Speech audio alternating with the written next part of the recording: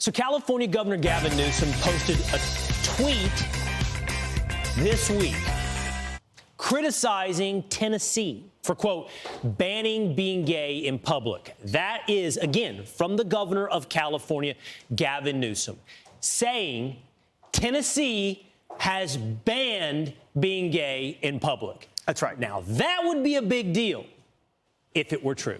And critics were quick to point out that the law he was referring to actually restricted sexual conduct in public, and it also was altered recently to remove the word homosexual last month. That's right. But this is not the only time the far left have spun GOP-backed laws. Let's go off the wall to dig into the most shocking examples. This town in Tennessee is Murfreesboro, Tennessee. It was a public indecency law that would apply whether you're gay or straight, yet it gets spun as something of now it's illegal to be gay in Tennessee in public. They use that to gin up outrage about Tennessee. And that tweet, that statement, again, from the governor of California, should set off all types of alarm bells and fly red flags. Do you really think, at face value, you should accept the idea that someone has banned being gay in public? But that's the one-sided culture war they want to have. Right. Characterize it as this is what Republicans are against. Be scared, vote for us. And they think that works. And it's not the first time. And that's the point of Off the Wall today, is take a look at the way complicated, nuanced, substantive laws are turned into these ridiculous tweets or headlines. And it's happened on numerous occasions in the state of Florida. The Florida Parental Rights and Education Act was one of these acts. It gets picked up across pop culture. Sports media, Pete, was talking about this. And what were they calling this law? Well, most people had no idea it was called the Florida's Parental Rights and Education Act because it got dubbed early on as the Don't Say Gay bill. There was a problem with that. So the substance of it is it's intended to protect kids, minors, so banning schools or third parties from instructing kids on sexual orientation and gender identity, K through third grade. In fact, a lot of conservatives... K through third grade. Third grade. A lot of conservatives thought, well, you should really go past third grade with that. I don't feel like fourth graders should be doing it either. But the trend of gender indoctrination, Ron DeSantis said, we're going to stop that. And the spin is, as Pete pointed out, Florida's Don't Say Gay bill is child abuse. Plain and simple. And again, if you're just a slightly thinking person, your alarm bells would go off. The red flags would fly. Do you think somebody outlawed your ability to say the word gay? That's exactly right. So the reality of it is the word gay is never mentioned in the bill at all. It doesn't say gay. It doesn't say don't say gay. It talks about age-appropriate sexual discussions on core curriculum.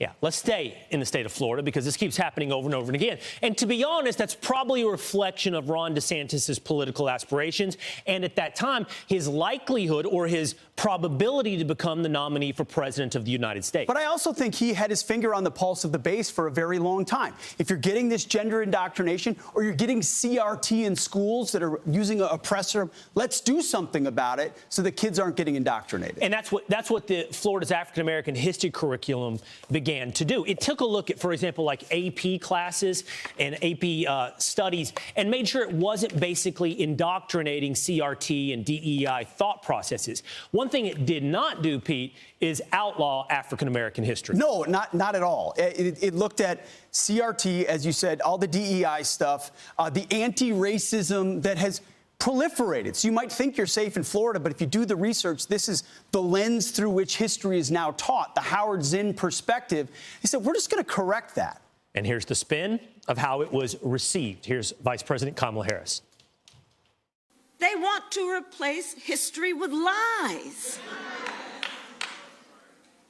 Middle school students in Florida to be told that enslaved people benefited from slavery. So here's what they do. They take one little aspect of the entire curriculum and blow it up as the definition of the curriculum. A descendant of a slave, Dr. William Allen, was part of writing this particular curriculum.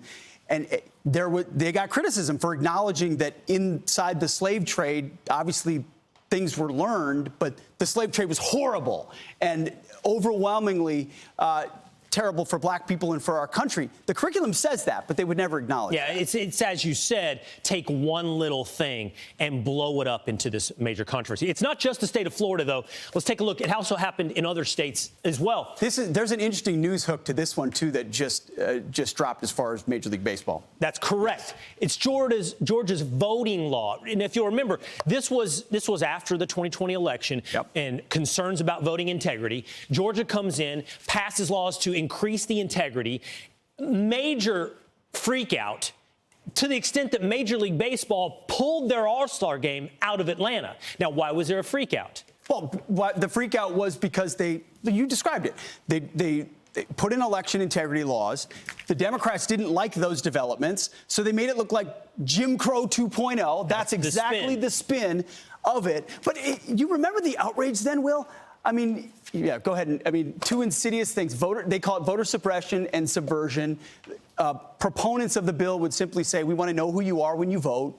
We want to control mail-out, mail-in ballots, all the signature verification, all the things that you would want in your vote.